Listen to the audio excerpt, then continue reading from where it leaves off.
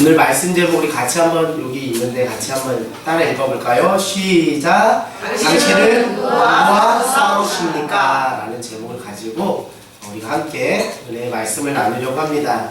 여러분 살면서 지금까지 한 번도 안 싸운 사람 있을까요? 없죠.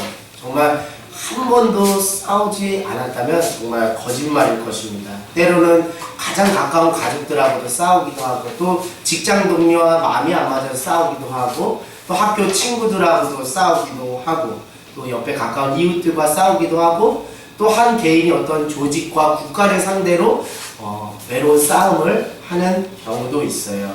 근데 대부분 우리가 싸우는 이 싸움은 우리 눈에 보이는 상대와 싸우는 육신적인 싸움이라는 거예요. 싸울 때 그 앞에 눈에 보이는 무엇이 있어요? 싸움의 상대가 있기 때문에 이 싸움을 우리가 육신적인 싸움이다라고 하는 것이죠. 그런데 여러분 그거 아십니까? 우리가 막 피 터지게 서로 물고 뜯고 싸우는데 그 뒤에서 이 싸움을 박수치면서 조종하는 그 세력이 있다는 것이죠. 그것이 바로 악한 영들의 조종이라는 것입니다. 자꾸 싸움을 하라고 뭐 하는 거죠? 자꾸 부추기고 기름을 붓는 거죠. 막 싸우라고. 근데 본인 당사자들은 그것이 뒤에서 악한 영이 조정하는 것을 알까요? 모를까요? 영적으로 무지하면 그걸 알지 못하는 것이죠. 그래서 눈에 보이지 않지만 존재하는 악한 영들과의 어떤 싸움도 있다고요? 영적 싸움도 있다는 거예요. 그러니까 육신적인 싸움, 또 그 뒤에 악한 영들의 조종이 있는 영적 싸움이 있다는 거예요. 여러분, 우리가 육신적인 싸움은 누구나 다 잘 알 수 있겠죠. 왜? 우리가 눈이 있고 귀가 있고 하니까 다 육신적인 싸움이 어떤 것인지 잘 알 수 있지만, 이 영적 싸움이라는 것은 눈에 보이지 않는 악한 세력들이 엄습하고 있다는 것을 영적 센서와 더듬이로 자각하는 사람이 그 영적 싸움에서 승리할 수 있는 것이죠. 제가 여러분들이 물론 이해할 수 있겠지만 또 좀 쉽게 이해하기 쉽게 예를 들어서 말씀을 드릴까 합니다. 3명의 친구가 있어요. 3명의 친구, 아주 절친한 3명의 친구가 있는데 어느 시점부터 그 3명의 친구가 서로 오해가 생기고 사이가 틀어져 버린 거예요. 자, 그 친구의 이름을 제가 임의로 적어봤습니다. 성호, 영철이, 민수. 성호, 영철이, 민수라는 친구가 아주 사이좋게 지내다가 어떤 이유에서인지 사이가 틀어져 버렸어요. 근데 더 깊이 내막을 들어가 보니까 민수가 성호를 싫어하는 거예요. 누가 누구를 싫어한다고요? 민수가 성호를 싫어하는 거예요. 근데 민수가 성호랑 직접적으로 싸우는 게 아니라 어떻게 싸우냐면 가운데 누가 있었죠? 친구 한 명? 영철이를 통해서 싸우는 거예요. 어떻게 싸우냐면, 민수가 이제 성호한테 말한다. 야, 성호야, 왜? 영철 있잖아. 영철이가 네 흉보더라. 너 싫대. 너 진짜 욕심꾸러기고 이기적이라고 너 막 욕하더라. 너랑 친구 안 하겠다고 막 그러더라. 라고 없는 말을 지어서 뭐 하는 거죠? 이거를 이간질하는 거죠. 그거를 민수는 알까요? 모를까요? 영철이는 알까요? 모를까요? 모르죠. 성호는 알까요? 모를까요? 모르죠. 누구만 알아요? 민수만 아는 거죠. 그래서 그 성호가 누구한테 막 찾아가는 거예요. 영철이한테. 야, 다른 데서 왜 내 흉보고, 나보고, 친구 안 하겠다고 절교했다고 막 그렇게 흉보리 하면서 막 삿대질 하면서 이제 누가 싸우는 거예요? 성호하고 영철이가 막 싸우는 거예요. 영철이 입장에서는 어떨까요? 어이가 없고 기가 차겠죠. 내가 뭐 잘못한 것도 없고, 민수가 뒤에서 이간질로 거짓말 한 건데, 그것도 모르고 막 덤벼드니까 영철이가 어이가 없는 거예요. 그래서 영철이도 하면서 서로 뭐 한 거예요? 성호하고 영철이하고 대판 싸운 거예요. 결국 결과는 어떻습니까? 성호하고 영철이하고 이제 절교를 하게 된 거예요. 자, 여러분. 지금 여러분 성호가 영철이랑 싸웠는데 이게 잘 싸우는 건가요? 여러분 다 알잖아요. 뭔지. 성호가 영철이랑 싸우는 게 맞는 상황입니까? 그렇지가 않죠. 성호는 지금 보이지 않는 곳에서 민수가 영철이에게 없는 말을 지어서 뒷담화를 하는 것을 알지 못하기 때문에 그냥 영철이 멱살만 짚고 야 영철 너 그러면 안 돼 하면서 막 싸우는 것이죠. 그저 눈에 보이는 대로 성호는 그냥 영철이와 싸우는 것이죠. 여러분 이 싸움이 잘 싸우고 있는 거나요? 지금 성우가 지금 영철이랑 싸우는 그 싸움의 번지수가 지금 잘 싸우고 있나요? 정작 성우는 누구랑 싸워야 되는 거죠? 뒤에서 조종하고 있는 배후에 있는 민수와 싸워야 되는데 이 민수가 뒤에서 조종하는 것을 볼 수 있는 그런 세심함과 민감함이 없었기 때문에 정작 싸워야 될 민수랑 안 싸우고 영철이랑 싸우는 것이죠. 자, 여러분 뒤에 숨어서 이간질하는 민수와 성우가 싸워야 하는 것입니다. 이것이 우리가 눈에 보이지 않지만 존재하는 악한 영들과의 싸움 무엇이라고요? 네 글자로 영적 싸움이라는 거예요. 근데 신앙인들도 이 영적 싸움을 해야 되는데 혈과 육의 싸움으로 그냥 인생을 허비하는 경우가 많고 진짜 싸워야 할 대상하고 안 싸우고 엉뚱한 상대와 싸우는 것이죠. 그러면서 인생을 허비하는 것입니다. 여러분 신앙생활이 신앙이 깊어지려면 영적 세계에 민감하셔야 돼요. 알겠죠? 신앙이 깊어지려면 어디에 민감해야 되는? 영적 세계. 영적 세계는 보이지 않는 하나님의 세계가 있으면 하나님과 대적하는 누구의 세계가 있다는 악한 사단의 세계가 있다는 것을 잘 캐치해야 돼요. 그래야지 영적 싸움에서 싸워 승리할 수 있어요. 아 이거 혈과 육의 싸움 내가 저 사람하고 싸울 일이 아니라 악한 영들과 싸워야겠구나 하고 싸움의 번지수를 제대로 찾고 싸우는 것이죠. 여러분 말씀에 기초하여 기도하며 성령 안에서 믿음의 눈으로 보면 이제 무엇이 보이는 거죠? 하나님의 은혜로 영적인 세계가 보이는 거예요. 보이지 않는 영적 세계가 보이는 거예요. 육신의 눈으로는 안 보여요. 그러나 성령께서 비춰주시고 조명해 주셔서 믿음의 눈으로 보니까 악한 그 영적 세계가 있고 내가 영적 싸움에서 승리해야겠구나 라는 것을 정확하게 뭐 할 수 있다고요? 분별할 수 있다는 것이죠. 여러분 지금 제가 좀 전에 예를 드렸던 것을 다시 말씀드릴게요. 민수가 누구를 싫어한다 그랬어요? 성우를 싫어한다 그랬어요. 그런데 민수가 성우에게 영철이가 너 정말 싫어한다 더라 라면서 없는 말을 지어서 무엇했죠? 이간질. 이 이간질이라는 단어 여러분 잘 유념하십시오. 이 사단이 아주 즐겨 쓰는 이 공격 무기입니다. 이간질. 실제로 영철이는 민수를 성우를 싫어하지 않았어요. 참 좋은 사이였는데 민수가 거짓말로 이간질하면서 결국 두 사이가 틀어지게 되는 거죠. 자 여러분 영적 세계에 눈을 뜨지 못한 사람은 누구랑 싸울까요? 바로 육신의 눈으로 보고 귀로 듣는 대로 성우는 영철이랑 싸우게 되는 거예요. 그러나 뭐죠? 이런 혈과 육의 싸움은 여러분 결과가 어떨까요? 승자와 패자로 나뉠까요? 아니에요 여러분. 겉으로 보기에는 내가 저 사람 싸워서 이겼어요. 나 이겼다 신난다 하지만 사단은 그 뒤에서 뭐하고 있을까요? 박수치고 있는 누구 좋은 짓만 하는 거예요 지금. 영적 세계 속에서 악한 영들만 좋아하는 짓을 하는 거니까 승자도 패자도 없고 다 피 흘리는 거예요. 그런데 육신에 매여있는 사람은 내가 이겼으니까 아싸 이러면서 또 싸우는 거죠. 그러나 여러분 육신의 싸움은 승자와 패자가 없어요. 누구만 좋게 하는 것이다? 악한 영들만 좋게 하는 것이다. 그러니까 부부간의 싸움에서도 내가 남편 이겼어요? 내가 아내 이겼어요? 이긴 게 그게 좋은 게 아니라니까요. 누구만 좋게 하는 거라고요? 사단을 좋게 하는 거예요. 그러니까 여러분 이것을 잘 깨닫는 저와 여러분 되기를 원합니다. 자 그러면 영적 세계에 눈뜬 사람은 누구와 싸워야 될까요? 성우는 바로 뒤에서 이간질하고 조종하는 누구와 싸워야 돼요? 민수랑 싸워야 돼요. 이것을 비유적으로 하는 이야기지만 이 민수를 비유적으로 말하면 무엇이라고요? 뒤에 있는 악한 영, 그 영과 우리가 싸워 승리해야 되는 거예요. 그래서 오늘 말씀 제목 당신은 혈과 육으로 싸우는지 아니면 영적 싸움에서 그 싸움의 번지수를 가지고 잘 싸우는지를 여러분 스스로 한번 신앙을 점검해 보라고 하는 것이죠. 영적 세계에 대해 건강한 신앙을 갖지 못한 사람들은 크게 두 부류를 나눌 수 있어요.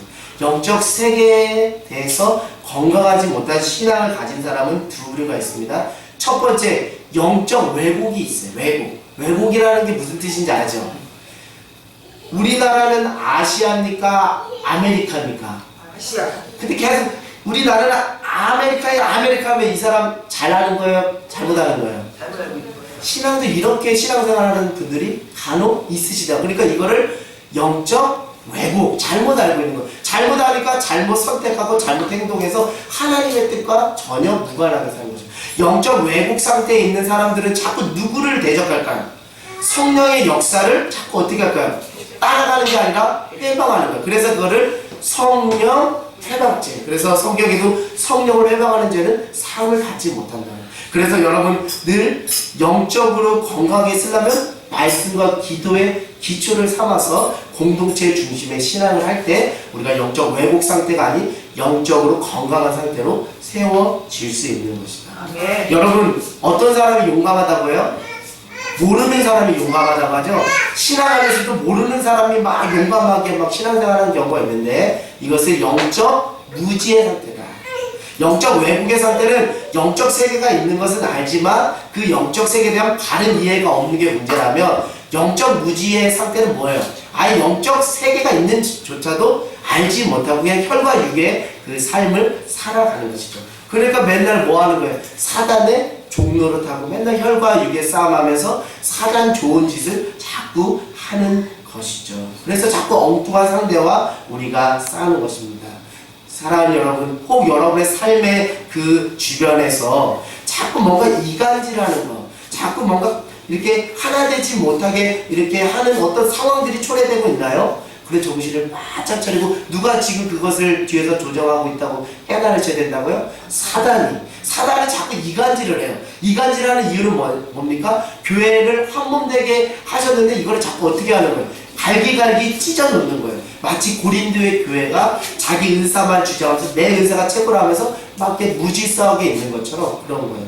여러분 혹시 다른 사람이 흉을 볼 때 그 자리에 같이 동참하면 안 돼요. 이것은 영적으로 사단이 자꾸 장난질하는 거에 내가 휩쓸릴 수 있기 때문에 그럴 때 그 자리를 피하듯이 여러분의 믿음이 충만하다면 덕으로서 잘 권면해 주는 게 좋다는 것이죠.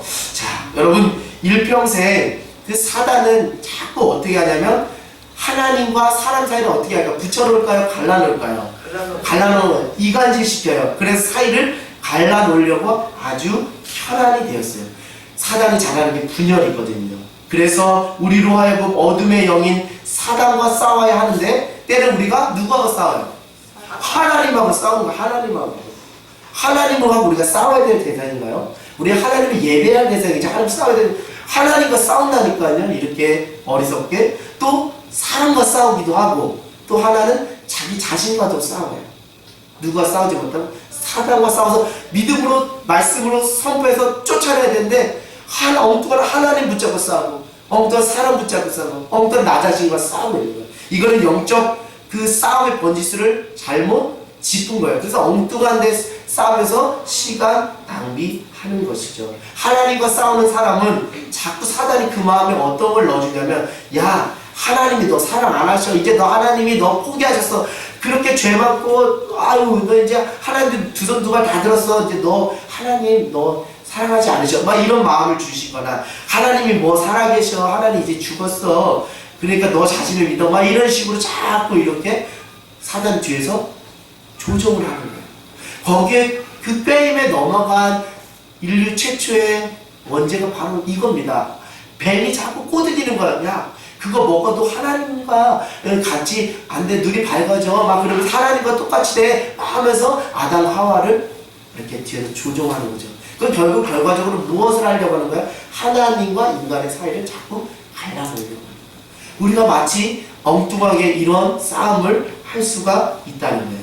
사람과 싸우는 사람도 있습니다. 사람과 싸우는 야 저 사람이 너 싫어한대. 그러면서 막 실제로 사실에 기초해서 흉을 보거나 뭐 한 것도 아닌데 괜히 뭐하죠? 추측하고 괜히 섭섭해서 감정적으로 대응하는 거예요. 그거 누가 자꾸 좋아하는 것이죠? 사단이 좋아하는 거예요. 뭐 많은 예가 있겠지만 목회자에 대해서 목회자하고 싸우고 반복하는 사람이 있어요.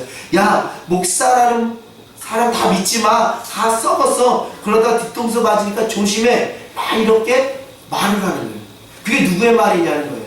육신에 매여있는 사람의 말로 보이지만 그 뒤에 누가 자꾸 조정을 하는 거예요? 악한 영이 자꾸 조정을 하는 거예요.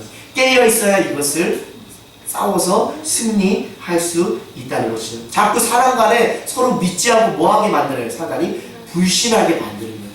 또 혹시 여러분 안에 누구 뭐 남편을 불신하거나 뭐 아내를 불신하고 자녀를 불신하거나 누구를 불신하는 마음 자꾸 생긴다면 여러분의 심령의 상태를 점검하면서 다시 기도해야 돼요. 정확한 사실을 기초하지 않고 자꾸 추측하고 그냥 이렇게 어떤 서운한 감정으로 하면 사단을 좋게 하는 것이라는 것을 여러분들 기억하기를 원합니다. 또 세 번째, 누구랑 싸운다고요?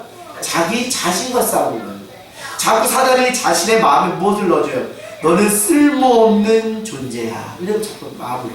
너는 쓸데없는 인간이야. 너를 해봤자 아무 소용이 없어. 세상도 다 너를 포기했어. 너는 무가치한 존재야. 너는 그거밖에 안 되는 사람이야. 라면서 자꾸 그 사단이 자기 마음에 그걸 자꾸 넣어줘요. 이게 자꾸 사단이 자꾸 충동질하고 이간질하면 사람은 자기를 사랑할까 미워할까? 미워하고 학대하고 하다가 결국 어둠의 영에 사로잡혀서 안타깝게 뭐하는 경우도 있어요? 스스로 목숨을 끊는 경우가 있어요. 너무나 안타깝지 않습니까? 하나님께서 이 땅에 보내주셨는데 영적 싸움에서 승리하지 못하니까 이렇게 안타까운 결과를 초래하는 경우도 있기 때문에 그만큼 영적 싸움이라는 것이 그만큼 여러분 보이지 않지만 중요하다는 것을 깨닫는 저와 여러분 모두가 되기를 원합니다. 여러분 그래서 오늘 성경은 정확하게 말하고 있어요. 우리가 누구와 싸워야 된다고 말하고 있죠? 에베소서 6장 12절 말씀 한번 같이 읽어볼까요? 에베소서 6장 12절 같이 한번 읽어보겠습니다. 시작! 우리의 씨름은 혈과 육을 상대하는 것이 아니요 통치자들과 권세들과 이 어둠의 세상 주관자들과 하늘에 있는 악의 영들을 상대하리라. 아멘. 아멘. 어떤 상대와 싸우는지 다 성경은 말하고 있죠. 혈과 육의 싸움이 아니라 악한 영들과의 영적 싸움이다. 그 싸움을 싸워 승리해라 라고 하는 것이죠. 우리의 싸움은 결국 혈과 육의 싸움으로 비춰질 수 있지만 그러나 그 깊은 내막으로 들어가면 그 어둠의 사단이 우리를 지배하고 조종하는 것이죠. 여러분 그렇다면 우리의 싸움이 악한 영, 곧 사단들과의 영적 싸움이라고 했는데 이 싸움을 어떻게 우리가 해야 승리할 수 있다라고 성경은 말하고 있죠. 우리 6장 11절 한번 같이 한번 읽어볼까요? 6장 11절 자 시작. 마귀의 관계를 능히 대적하기 위하여 하나님의 전신 갑주를 입어라. 아멘. 그렇습니다. 영적 싸움에 승리하려면 하나님의 무엇을 입으라고요? 전신 갑주를 입으라고 성경은 말하고 있어요. 전신이라는 것은 일부분을 말하는 것이 아니라 온 몸을 군인으로 비유하면 온 몸을 완전 뭐하는 거예요? 무장하는 거예요. 그래서 영적 싸움에서 승리할 수 있도록 하나님의 전신 갑주를 입어라 라고 하는 거죠. 근데 여러분 뭐든지 여러분 운동을 하거나 뭐 할 때 무엇을 먼저 하죠? 준비 운동을 하죠. 준비 운동을 하는 것처럼 하나님의 전신갑주를 입기 위해서는 준비돼야 될 것이 있어요. 먼저 전제돼야 될 게 있어요. 그게 무엇이냐면 6장 10절 한번 읽어보겠습니다. 자, 6장 10절 자 시작. 끝으로 너희가 주 안에서와 그 힘의 능력으로 강건하여 지고. 온 몸을 완전 무장을 했어요. 영적 군사로서 온몸을 완전히 무장했습니다.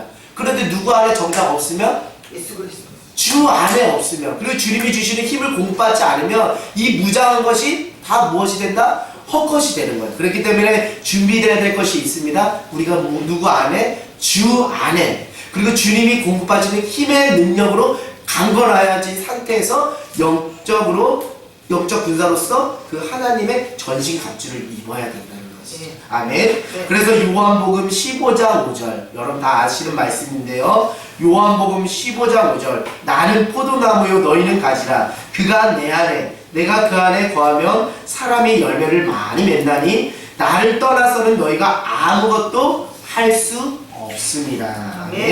요한복음 15장 5절의 말씀이 방금 전에 제가 말씀한 그 말씀의 맥락과 같이 하는 거죠. 나는 누구한테 항상 붙어 있어야 된다는 거예요? 포도나무 대신 예수님께 붙어 있어서 그분으로부터 오는 힘을 공급받아야 영적 싸움에서 어떻게 할 수 있다고요? 승리할 수 있다는 거예요.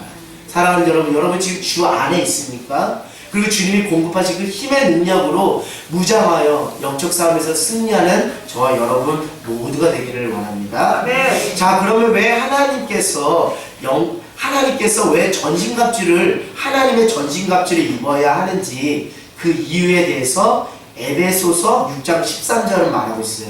에베소서 6장 13절 우리 같이 한번 읽어보겠습니다. 시작. 그러므로 하나님의 전신갑주를 취하라. 이는 악한 날에 너희가 능히 대적하고 모든 일을 행한 후에 서기 위하리라. 아멘. 네, 하나님의 전신갑주를 입는 것이 물론 우리가 영적 싸움에서 승리하는 것인데 더 구체적으로 말하는 것이죠.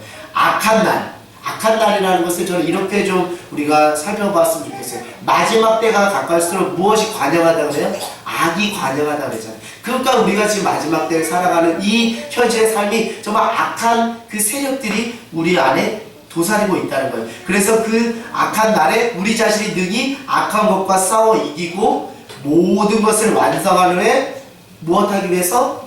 서기 위해서. 누구 앞에 서야 될까요? 하나님 앞에 서서 그 믿음을 뭐 해야 될까요? 인정받아야죠. 그 믿음을 인정받는 것이 두 글자는 무엇이죠? 구원이죠. 구원. 영생으로 들어가는 것이죠. 결국 우리가 하나님의 나라 천국을 가기까지 그 여정은 영적 싸움의 연속이라 해도 과언이 아니죠. 그러기 위해서 하나님의 전신갑주를 입고 영적 싸움에서 승리할 때 하나님께서 나를 맞이하면서 그래 네 믿음이 참되도다, 네 믿음이 신실하다, 네 믿음이 너를 구원하였도다 라면서 그 영생의 길로 천국으로 우리를 인도해 주시는 것이죠. 그래서 여러분 영적 싸움에서 절대로 지지 않는 싸워 승리하는 영적 군사로 무장되기를 원합니다.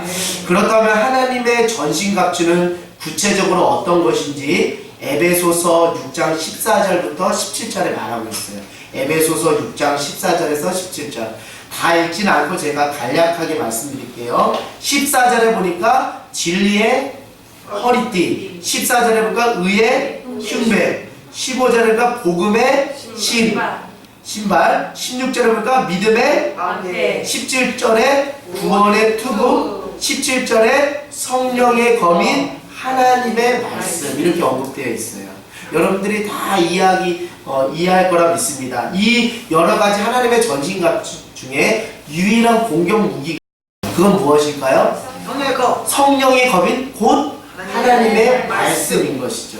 왜 말씀이 유일한 공격 무기인지 성경에서 그 근거를 찾으면 예수님은 광야에서 마귀에게 끌려 시험받을 때 무엇으로 이겼어요?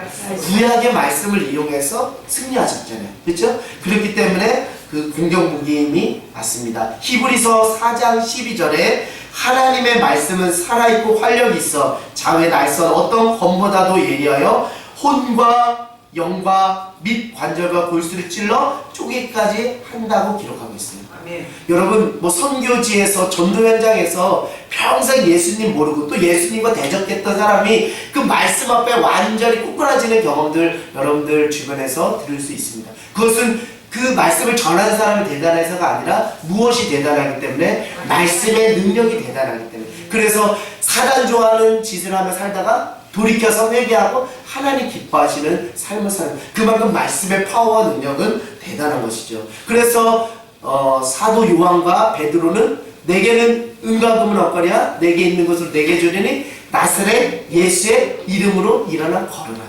결국 뭐죠? 예수는 말씀이 육신이 된 거죠.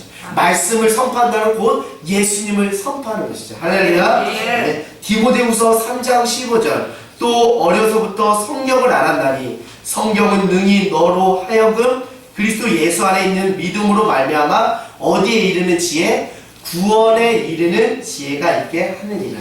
아멘. 자꾸 세상에 나가 방황할 때마다 그때마다 하나님께서 성경을 내 눈에 보여주시고 읽게 하시면서 세상에서 방황하지 않고 주님의 길로 다시 돌아올 수 있도록 그 구원으로 향할 수 있는 지혜를 주시는 말씀, 그 하나님의 말씀이 능력이고 그 공격 무기인 것이죠. 결국 악한 사단의 영과 영적 싸움을 할 때 가장 필요한 것은 무엇이라고요? 말씀을 기억하고 생각하고 그것이 믿음 안에서 입 밖으로 뭐 해야 될까요? 선포돼야 돼. 이 선포라는 거 중요합니다. 여리고성아 무너져라 뭐 했죠? 함성을 지른 것처럼 선포하는 거예요. 악한 영적 싸움에서 선포. 그래서 여러분 기도할 때도 침묵 기도도 물론 귀하지만 선포 기도가 필요할 때 성령께서 그렇게 강하게 역사하실 때는 선포 기도를 하셔서 여러분의 영적 싸움에서 승리하는 저와 여러분 될 때 사단이 떠나가는 역사가 있을 줄 믿습니다. 아멘. 예수님을 판 가룟 유다가 왜 사단의 종로를 했을까요? 단순히 돈이 좋아서? 아니에요. 그 돈 너머에 무엇을 빼앗겨 버렸기 때문에. 공생의 3년 동안 예수님께서 직접 말씀하신 그 말씀을 다 잃어버리고 빼앗겼기 때문에 돈의 눈이 멀어서 예수님을 판 거죠. 왜 예수님의 수제자인 베드로는 예수님을 3번 부인했죠? 예수님이 계속적으로 말씀하는 그 말씀이 어떻게 된 거예요? 간직하지 않은 거예요. 그 말씀을 기억하고 생각하고 간직하지 않았기 때문에 그래서 예수님을 부인했지만 또 하나님의 은혜로 다시 돌이키는 은혜가 있었습니다. 여러분 정말 여러분 가룟 유다도 말씀을 빼앗겼었고 베드로도 말씀을 빼앗겼었어요. 자, 근데 차이는 뭐죠? 가룟 유다는 스스로 자책하면서 그 사단의 종로를 가운데 사단이 자꾸 충동질하는 거에 죄책감에 스스로 죽고, 누구죠? 베드로는 회개한 거죠. 여러분 성령께서 오늘 우리 가운데 말씀으로 임하셔서 회개하게 하는 것은 우리를 괴롭히려고 하는 건가요? 우리를 죽음으로 내몰리려는 거는? 아니, 살리려고 하는 거예요. 회복시키려고, 다시 영생의 구원의 길로 가라고 그렇게 기회를 주시는 거예요. 그래서 이 말씀의 자리가 정말 귀한 것입니다. 제가 물론 말씀 못 전하지만 제가 전하는 이 말씀이 위대해서 여러분이 그 말씀 앞에 순종하고 나와서 말씀을 듣는 줄 믿습니다. 여러분, 그런데 인간의 기억력은 무엇이 있어요? 한계가 있어요. 한계가 있는데, 그럼 그동안 들었던 말씀 까먹을 수 있잖아요. 그래서 매번 했는데도 그런 은사가 있으신 분이 있어요. 매일 새롭게 막 이러면서 새롭게 듣는 분이 있어요. 그만큼 인간의 기억력의 한계는 매우 연약한 거죠. 매우 까먹어요. 그래서 계속 말씀을 듣고 그래야 되는 것이죠. 그러나 여러분 두려워하지 않아도 됩니다. 왜냐하면 여러분 안에 누가 계시기 때문에 성령님이 우리가 해야 할 말에 대해서 무엇에게 가르쳐 주시기 때문에 생각나고 기억나게 하시기 때문인 줄 믿습니다.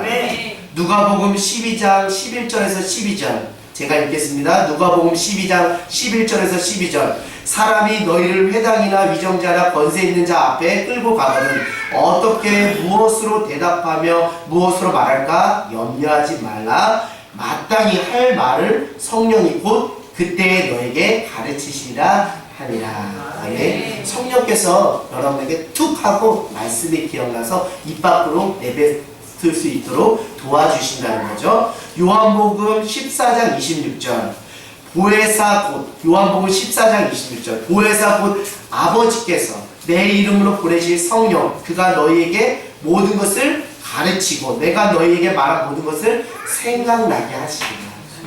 그러니까 성령을 의지하십시오. 말씀 들을 때 그냥 말씀 듣지 마십시오. 주님, 내가 성령 안에서 말씀을 받길 원합니다. 그럼 어떤 은혜가 있다고요? 내 삶에 위기가 있고 영적 싸움이 있을 때 성령님이 그 말씀을 툭 튀어나와서 광야에서 마귀와 싸움에서 이겼던 그 예수님처럼 나도 말씀으로 대적하여 그 영적 싸움에서 승리할 수 있다는 것이죠. 결국 하나님의 말씀으로 영적 싸움에서 승리하려면 늘 우리 자신이 어디 안에 거해야 되는 거죠? 성령 안에 거해야 되는 거예요. 성령님께서 말씀으로 우리에게 음성을 허락해 주실 수 있도록 성령님께 민감하게 반응해야 하는 것입니다. 자, 그럼 여러분 성령님께 민감하게 반응하려면 어떻게 해야 될까요? 초대교회 성령을 어떻게 받았어요? 마가다락방에 성령 어떻게 받았어요? 뭐하다가? 기도하다가 성령을 받았잖아요. 결국 우리가 성령 안에 민감하게 성령의 충만한 가운데 살아가려면 말씀을 얘기했고 지금 무엇을? 기도하는 삶을 놓지 않아야 돼요. 늘 깨어서 기도할 수밖에 없습니다. 그런데 단 전제 조건이 있어요. 우리가 뭐 어떤 신비하고 미신적인 것을 붙잡고 기도하는 것이 아니라 무엇을 붙잡고 기도하는 것? 하나님의 말씀을 붙잡고 우리가 기도할 때 온전히 건강하게 성령님께 반응할 수 있는 것이죠. 여러분 우리 기도에 대한 부분이 18절에 기록되어 있습니다. 우리가 18절 한번 읽어볼까요? 네, 18절 한번 같이 합독하겠습니다. 시작! 모든 기도와 간구를 하되 항상 성령 안에서 기도하고 이를 위하여 깨어 구하기를 항상 입으며 여러 성도를 위하여 구하라. 아멘. 그냥 기도하라고 했나요? 기도하지 않고 어디 안에서? 성령 안에서 깨어서 기도하라는 거예요.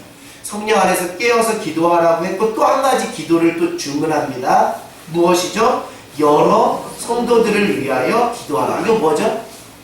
중보기도 해달라는 공동체 지체를 위해서 중보기도, 다른 영혼을 위해서 중보기도 해라는 것이죠. 여러분 개인의 영성이 뜨거워서 개인이 정말 성령 안에서 개인적인 기도도 물론 좋지만 우리가 늘 눈을 추구하는 영혼, 내가 세워야 될 나에게 맡겨진 그 영혼에게 눈이 가야 돼요. 그래서 그 영혼을 위해서 중보하는 그런 은혜가 있기를 원합니다. 특별히 19절에 보니까 복음을 전하다가 감옥에 갇혀 있는 바울 자신을 위해서도 중보기도 해달라고 부탁을 하는 것이죠. 우리 19절 한번 읽어볼까요? 자, 19절 시작! 또 나를 위하여 구할 것은 내게 말씀을 주사 나로 입을 열어 복음의 비밀을 간밀히 알게 하옵소서 할 것이니.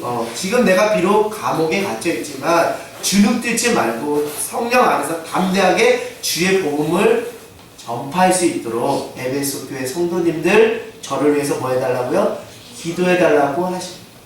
저는 참 제가 신앙생활 하면서 누구를 위해서 중보 기도를 많이 해줬지만 저 자신을 위해서 좀 중보 기도 해달라고 부탁해 본 적이 별로 없었던 것 같아요.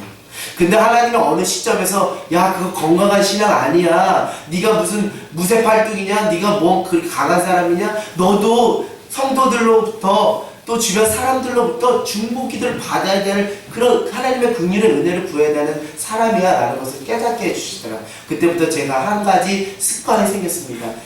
기도 좀 해달라고, 기도 좀 해달라고 부탁을 하는 거예요. 그래서 제가 기도도 하고 또 성도님들이 또 주변 사람들이 저를 위해서 또 기도해주기 때문에 하나님의 은혜로 제가 여기에 서 있는 줄 믿습니다. 사랑하는 여러분, 이제 말씀을 마칠까 합니다. 지금 우리의 싸움은 겉으로 보이는 혈과 육의 싸움인 것 같지만 오늘 성경은 누구와의 싸움이라고요? 공중 권세 잡은 악한 영들과 무엇하고 있는 거라고요? 영적 싸움을 하고 있는 거예요. 그러나 우리는 때로 영적으로 무지해서 엉뚱한 사람 붙잡고서 하나님, 엉뚱한 사람, 자기 자신과 싸우는 그런 우매함을 범하기도 합니다. 결국 지금 우리가 누구와 싸워야 할지 싸움의 번지수를 잘 알아야 한다는 것이죠. 그래서 우리가 그 영적 싸움에서 승리하려면 하나님의 무엇을 입으라고요? 전신 갑주를 입어야 된다고 성경에서 말하고 있어요. 그래서 에베소서 6장 14절에서 17절에 그 하나님의 전신 갑주에 대해서 구체적으로 제가 말씀을 드렸습니다. 그런데 제가 두 가지로 줄여서 말씀을 드릴까요? 첫 번째는 성령 안에서 말씀을 끝까지 붙잡는 자가 영적 싸움에서 승리한다는 것이죠. 아멘. 여러분 다 아시는 것이지만 단순한 것이지만 이것을 간과했기 때문에 그가 무너지는 것입니다. 두 번째, 성령 안에서 늘 깨어서 기도하는 자가 영적 싸움에서 승리한다는 거예요. 우리가 모르는 거 아니에요. 말씀과 기도에 우리가 전무해 우리가 거룩한 삶으로서 경건의 모양이 아니라 거기는 능력으로 영적 군사로서 영적 싸움에서 승리할 수 있는 거예요. 다 아는 겁니다. 그럼에도 불구하고 우리가 간과하고 놓쳤기 때문에 다시 back to the basic, 다시 본질로 돌아가라는 거예요. 말씀과 기도, 초대교회가 그렇게 붙잡았던 말씀과 기도로 돌아가라는 것이죠. 사랑하는 여러분, 위에서 제가 이미 이제 여러분에게 힌트를 주었는데 우리가 성령 안에서 말씀과 기도를 붙잡고 살면 영적 싸움에서 승리할 수 있습니다. 근데 저는 요것만 얘기하려는 게 아니에요.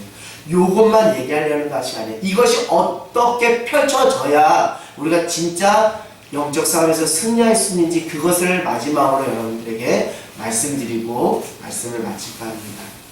어제 우리 저녁 기도에 저희 교회 다니는 그 한 자매가 와서 이렇게 같이 기도를 했어요. 그리고 나서 제가 이제 그 자매에게 이제 마침 기도를 좀 부탁했어요. 그랬더니 처음에 좀 주저주저하고 울먹울먹 하더라고요. 그러다가 어렵게 기도를 이어가더라고요. 근데 그 자매가 하는 그 기도, 여기 있는 분들 중에 몇 분은 들으셨을 텐데 그 기도 제목이 잘하고 못하고를 떠나서 제 마음에 인상에 남았습니다. 그렇게 기도했습니다. 하나님, 제가 기도하기가 힘들었는데 기도할 수 있는 귀한 공동체를 허락해 주셔서 감사합니다 라고 이렇게 기도에 운을 띄우더라고요. 혼자는 기도하기가 힘들었다는 거예요. 근데 함께 나와서 기도하니까 기도에 힘이 생겨서 다시 이겨 싸워 승리할 수 있게 되어 하나님께 감사하다라고 하는 것이죠. 사랑하는 여러분, 우리가 말씀과 기도, 여러분 너무나 잘 아는 그 정답이기 때문에 이것은 귀에 못이 받도록 다 들었기 때문에 이것에 대해서 더 강조 안 해도 됩니다. 그런데 저는 오늘 에베소서 6장 18절 끝부분에 누구를 위해서 구하라? 여러 성도들을 위하여 구하라. 중보기도를 해라는 거예요. 중보기도를 해라. 중보기도를 받는 그 관계, 신앙의 관계가 되어라 라는 것이죠. 그러면서 에베소서 6장 19절에는 본격적으로 복음을 전하다가 옥에 갇힌 사도 바울 자기 자신을 위해서 에베소 교회 성도님들 저를 위해서 복음을 담대하게 선포할 수 있도록 여러분 저를 위해서 기도해 주십시오라고 부탁을 하는 것이죠. 여러분, 우리가 흔히 사도 바울은 영성이 대단하여서 비록 감옥에도 갇히고 고난과 핍박을 받아도 능히 이겨낼 수 있다라고 생각할 수 있지만 사도 바울은 자신이 복음을 담대하게 전할 수 있도록 어떻게 했다고요? 교회 공동체에 무엇을 부탁했다고요? 중보 기도를 부탁했다는 거예요. 여러분 지금 내가 멀쩡하게 아무 잘못 없고 단지 예수님을 전하는 이유 때문에 예를 들면 오산에 있는 경찰서에 구치소에 갇혔어요. 상심이 되지 않습니까? 갇혀버렸으니까 상심이 되잖아요. 넘어지기가 쉽잖아요. 그래서 자신의 그 영적 그 어떤 싸움에서 승리하기 위해서 매 순간마다 편지를 통해서 옥중서진으로 에베소 교회 성도님들 저를 위해서도 간절하게 기도해 주시고 여러 성도들을 위해서도 기도해 주십시오. 그래야 제가 복음을 담대하게 이 감옥에서도 전할 수 있을 것입니다 라고 이렇게 간청을 하고 부탁을 하는 것이죠. 다시 말씀드리면 사도 바울 본인이 하나님의 사명 복음 전파를 지속적으로 할 수 있었던 것은 공동체가 있었고 자신을 위해 공동체가 중보 기도해주는 공동체의 힘으로 할 수 있었다는 것을 인정했기 때문에 중보 기도 좀 해달라고 부탁을 하는 거예요. 사랑하는 여러분, 마지막 때가 가까울수록 더욱 세상은 악해지는 것 같습니다. 그만큼 더 치열한 우리 앞에 영적 싸움이 있는 것이죠. 이럴 때 믿는 그리스도인은 어떤 개인적인 신앙 차원에서 말씀과 기도를 붙잡고 살면 승리할 수 있을 것 같지만 공동체와 함께 가는 말씀과 기도가 아니면 우리는 혼자 넘어질 수가 있다는 거예요. 이것을 늘 잊지 말라는 거예요. 그래서 하나님께서 우리에게 마지막까지 영적 싸움에서 승리하라고 무엇을 선물로 주신 거죠? 주님의 피값으로 사신받은 교회를 주신 거예요. 왜? 혼자는 넘어지기 쉬운데 공동체를 통해서 말씀과 기도가 공동체 안에서 펼쳐질 때 그 말씀과 기도를 붙잡는 공동체를 사단이 뭐 할 수 없다? 넘어뜨릴 수 없기 때문에 하나님께서 우리에게 구원의 보호장치로 주님의 피값으로 사신 교회를 허락해 주십니다. 결국 그렇기 때문에 이 교회는 가벼운 것이 아니라 어떤 세상의 조직과 단체가 아니라 이건 신비한 거예요. 이것은 구원을 이루어가는 구원의 어떤 뭐랄까 할까요? 구원을 만들어가는 어떤 그런 것이죠. 예를 들면 저희 동네가 그 강원도 아는 찐빵이 있어요. 그러니까 아는 찐빵집에서 무엇이 자꾸 만들어지는 거죠? 찐빵이 만들어지는 것처럼 교회는 자꾸 무엇이 만들어지는 믿는 자가 더하면 구원받은 자가 자꾸 더할 수 있도록 하나님께서 이 교회를 통해서 자꾸 세워주시고 생산해 주시는 거예요. 그것이 하나님의 은혜인 거예요. 그래서 우리가 교회를 위해서 기도하고 교회가 잘 설 수 있도록 우리가 교회를 위해서 기도해야 누가 그 교회를 이어서 세울 수 있어요? 후손들이 다음 세대들이 그랬잖아요. 우리가 잘 못 세우면 다음 세대가 그 교회를 세우기가 더 힘들잖아요. 그래서 우리가 먼저는 우리가 교회를 잘 세울 때 그 교회를 통해서 우리가 영적 싸움에서 승리하는 저와 여러분들 줄 믿습니다. 그래서 왜 우리가 혼자 집에서 말씀 보고 기도할 수 있지만 한 자리에 나온 것은 이 공동체 안에 펼쳐지는 이 말씀과 기도, 말씀과 기도의 줄을 붙잡고 살아가는 이 성도들을 누가 얼씬도 못한다고요? 어둠의 산을 얼씬도 못해. 찔러봤자 자기만 손해. 자기만 구부러지는 거예요. 그렇기 때문에 공동체가 엄청 중요하다는 것이죠. 저는 오늘 이 말씀을 준비하면서 하늘 땅 교회 올해 표가 정말 중요한 말씀이다라는 생각을 다시 실감하게 됩니다. 우리 표어를 먼저 읽고 밑에 제가 읽어볼게요. 자, 시작. 더욱 서로 사랑하고 격려하자. 히브리서 10장 24절에서 25절. 서로 돌아보아 사랑과 선행을 격려하며 모이기를 패하는 어떤 사람들의 습관과 하지 말고 오직 권하여 그날이 가까울 볼수록 더욱 그리하자. 왜 자꾸 이렇게 모이라고 하는 거예요? 혼자 있으면 너 넘어지니까 같이 모여서 같이 연합전선을 펴서 연합전선을 펴야지 네가 이길 수 있어. 여러분 그거 아세요? 사단도 때를 져서 군대, 이게 성경 보면 군대 이런 표현에 사단도 때를 져서 공격하는 경우가 있대요. 그러면 일대 다루면 우리가 넘어질 수 있잖아요. 그렇기 때문에 공동체 안에서 우리가 사단의 괴계를 무찌르는 영적 군사가 돼야 될 줄 믿습니다. 저는 신앙의 그 패러다임이 완전히 바뀐 계기가 있어요. 제가 하늘땅교회가 9년 전에 가정에서부터 교회가 개척됐어요. 그때 하나님의 뜻과 계획 안에서 그 개척의 현장에 하나님이 저를 동참시켜 주셨습니다. 그 전까지만 하더라도 저는 지극히 개인적인 신앙이 먼저 서야 된다. 틀린 말은 아니죠. 개인의 신앙이 잘 쓰면 그 한 사람 한 사람의 모인 공동체가 잘 쓰는 건 맞습니다. 논리적으로 모순되지 않아요. 그래서 저는 개인적인 차원의 신앙을 강조하였고 또 교회 공동체가 좀 부담스럽게 가까이 저에게 뭔가 신앙적 권면을 하고 가까이 오는 거에 대해서 약간 부담감을 가졌어요. 그러면서 2, 3년 동안 교회는 아니지만 공동체 중심의 신앙이 아닌 그런 신앙생활을 하면서 살았어요. 시간이 흐르면서 저의 편리함대로 신앙생활을 하게 되었어요. 그러는 사이에 저의 신앙은 매우 연약해졌고 저의 영혼은 메말라 버렸어요. 근데 하나님이 개척의 그 현장에 저를 투입시켜서 교회가 어떻게 되어가는지, 여러분 교회는 이 지상에서의 교회는 완전한 교회인가요? 불완전한 교회인가요?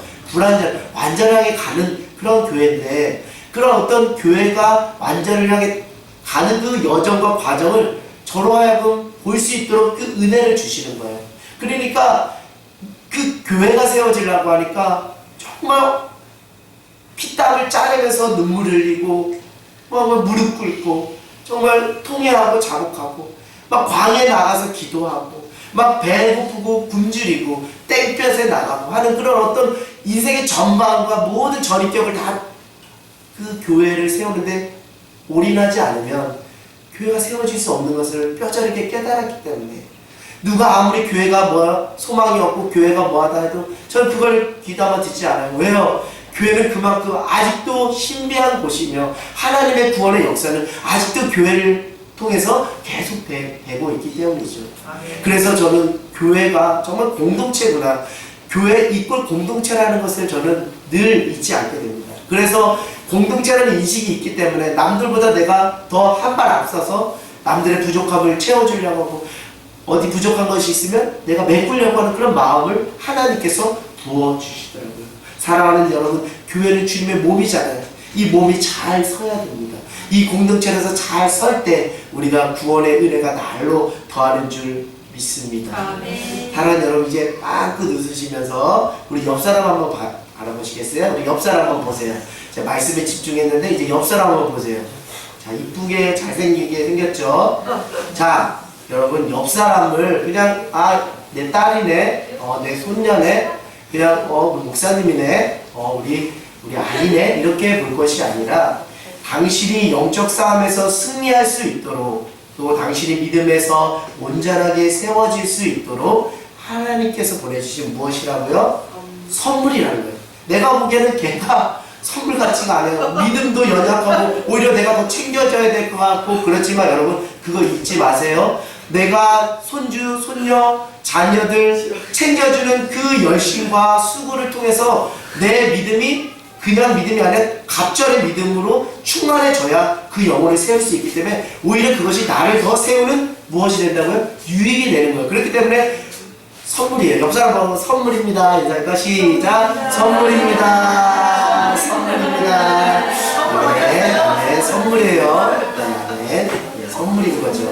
그래서 하나님께서 허락해 주신 그 선물을 아주 귀하게 보살피는 저와 여러분 모두가 되기를 원합니다.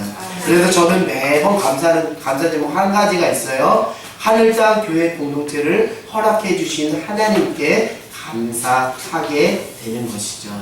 사랑하는 여러분, 이제 말씀을 마치겠습니다. 마지막 때가 가까이 올수록 성령 안에 깨어 더욱 모이기를 힘쓰며 서로 사랑으로 격려하며 함께 말씀과 기도의 줄을 붙잡아 모두 영적 싸움에서 승리하는 저와 여러분 모두가 되기를 주님의 이름으로 간절히 기도합니다.